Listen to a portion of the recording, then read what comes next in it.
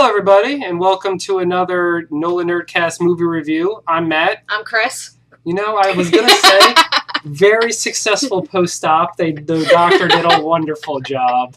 I'm going to say I like this better. I miss the beard, though. There's nothing really to caress anymore. I'm Barbie. She's Barbie. Chris is being a jerk, so I'm She's filling in. I don't want to see a lovely, whimsical adventure about training dragons. He's a terrible person who hates good things. He does. He doesn't even like barbecue. Neither here nor there. This is our review of How to Train Your Dragon 2. That's 2. And we're here to tell you how it's super awesome fun times. Yeah. Well, Barbie, you're the guest. Why don't you start us off? There were parts where I just could not stop smiling, but then there were other parts where I needed to grab a Kleenex. Hits in the feels? Right in the feels. Right in the feels. And I almost wish I would have seen this in 3D. Oh, we did. The 3D was actually really... I saw it in 2D. I mean, even in really 2D. Well done. Even in 2D, it was really impressive. You feel like you're flying, even in 2D. So I imagine 3D just...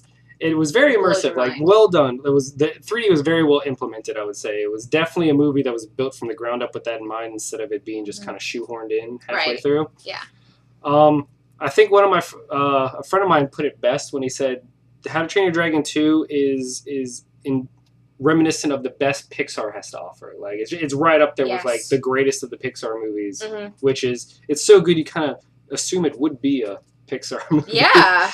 But the thing is, the original wasn't bad either. The original was very good, and that's why this is one of those few sequels that maybe it's arguable if it was better or not. But the fact is, most of the time sequels take a step down, and this one was just awesome. This is the Empire. This is Empire Strikes Back of DreamWorks. This is Toy Story 3 because Right. it hits you in the feels sometimes, but.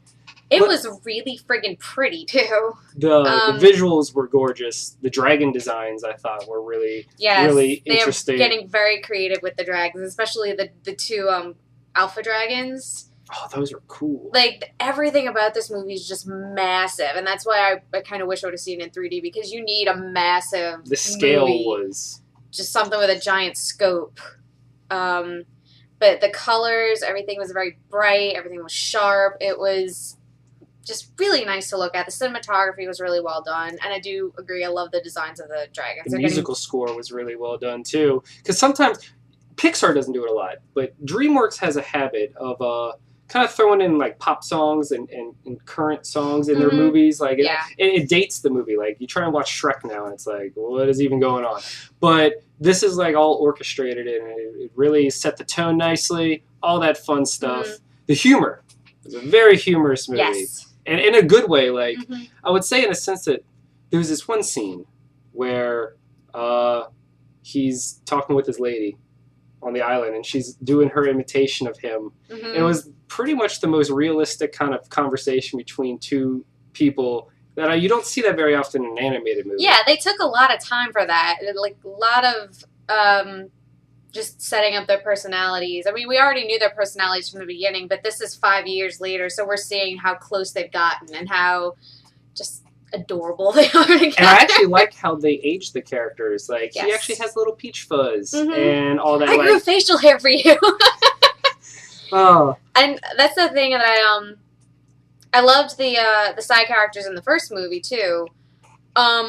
There were times, I get worried when you have comedic relief like that if they're going to cross the border into annoying. Right. But they didn't. No. They had just the right amount of making me laugh. And actually playing a role in the movie instead of just being there to make you laugh. Being important to the plot.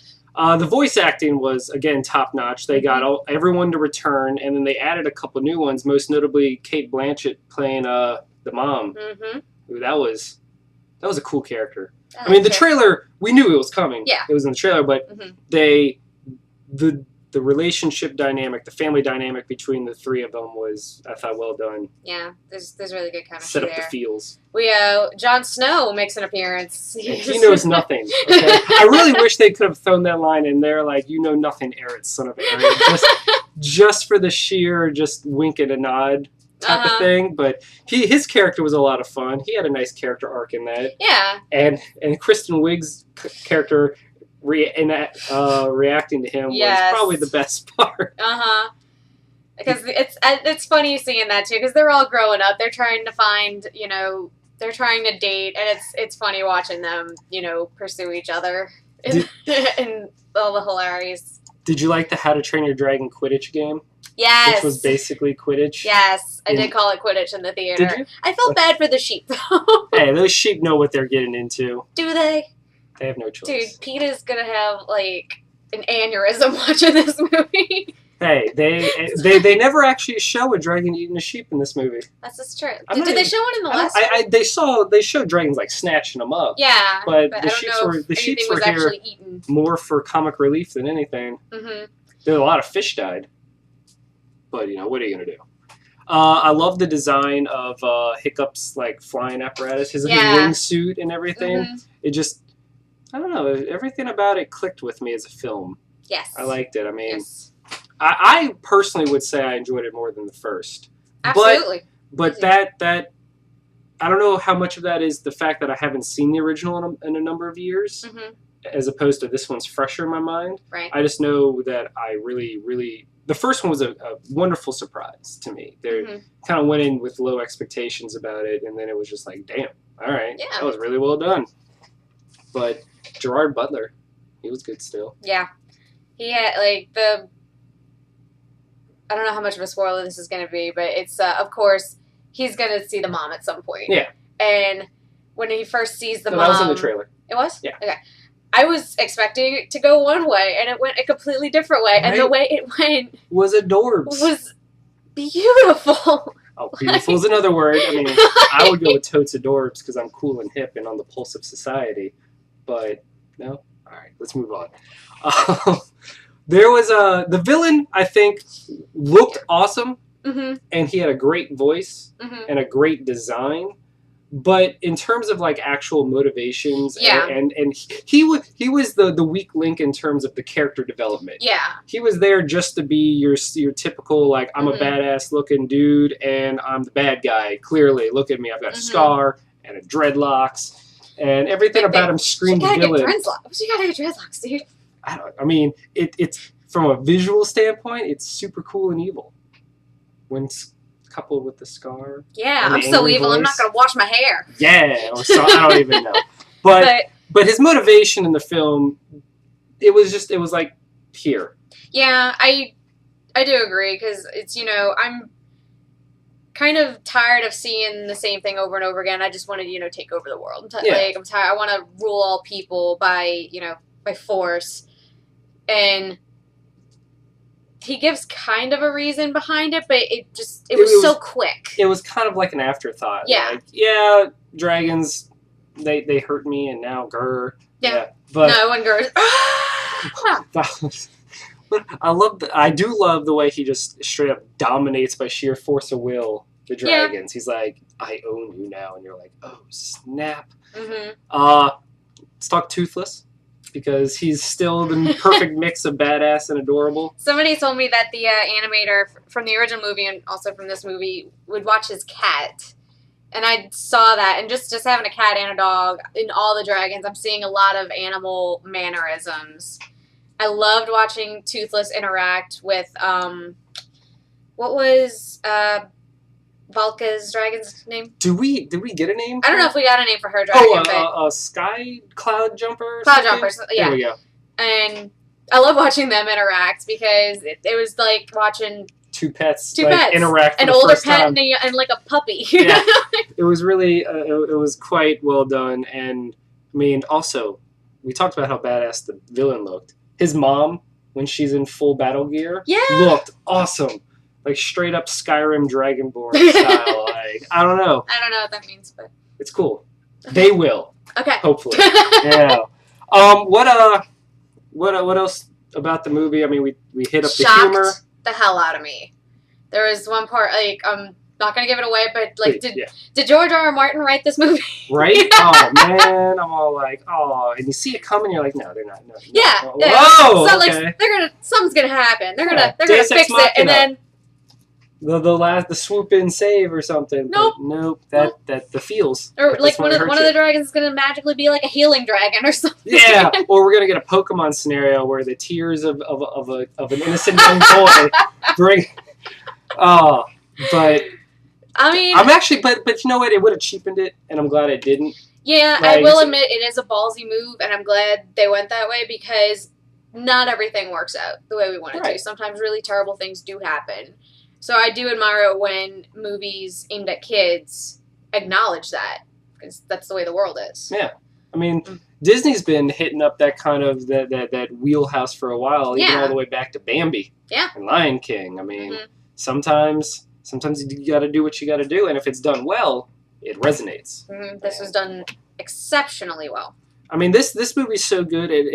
I liken it to Toy Story in the sense that I think a third movie would work. You think? I do. There's such a new status quo now. You say that, but I don't know how it's going to top this one. And I agree. But again, that's a lot like Toy Story, where you didn't think they would ever do a trilogy for an animated film like that. Mhm. And then the third one comes out, and you're like, damn. Yeah. So I'm not clamoring for a sequel, Yeah. but I feel like if it came out, enough goodwill has been built up over two movies that it Mhm. kind of gets the benefit of the doubt.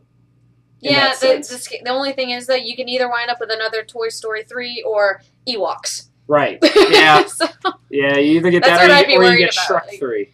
Which but, was... yeah. Come on, DreamWorks. Mhm. You can do it. But if this is the last movie we get in this franchise, I'm perfectly Yeah. content. I'd be happy. I think this movie's going to stick around for a long time because it's timeless. It is. It's like you were saying about everything from the music.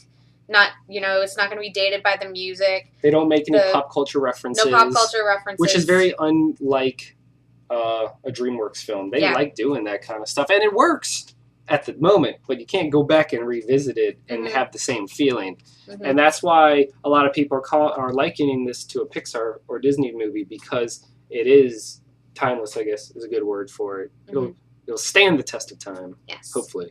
So we hit up the humor, the visuals, the action, the characters, the voice acting, everything. Is there any last words you'd like to say before you hit it up with your score? This is the most fun I've had at the movies since X-Men, which is like So 2 weeks ago. Yeah. This has been a solid summer. Yeah. So out of 10, what would you rank it? That's our usual standard for the movies. 8.5, 9. Yeah, I'm gonna give it a 9. Yeah. As well. And this is definitely a movie that when it releases, I would like to own, Mhm. because I have the first one and it's still good to look at. It's Mhm. still pretty. It's just this one blew it out the water, visual style. I'm trying to tell everyone to see it while it's still in the theater because this is meant to be on a big You want to screen. see it in that setting, because a lot of people nowadays are like, I'll just wait for it to come out. Like, no, you owe it to yourself. Mm-hmm. Unless you have that 80-inch screen like at your house, but I don't. So just watch it on the screen. But as always, like and subscribe. These buttons down here. This is fun. It is, right? I've never done this before. This right here. Yeah. And check us out on the Facebooks and the Twitters, NOLAnerdcast. Hit us up with some emails, questions, and comments, NOLAnerdcast@gmail.com. We've got an Instagram now because we're cool and hip. We made a Tumblr. Haven't used it yet, but we have one. It's all NOLAnerdcast, if you sense a theme here. Check us out on iTunes, all that fun stuff. And I'm Matt. I'm Barbie. And this is Better Chris. And let's all make fun of Chris when he comes back to the next video, because, you set the bar high. Yeah. And now they're going to look and be like, oh.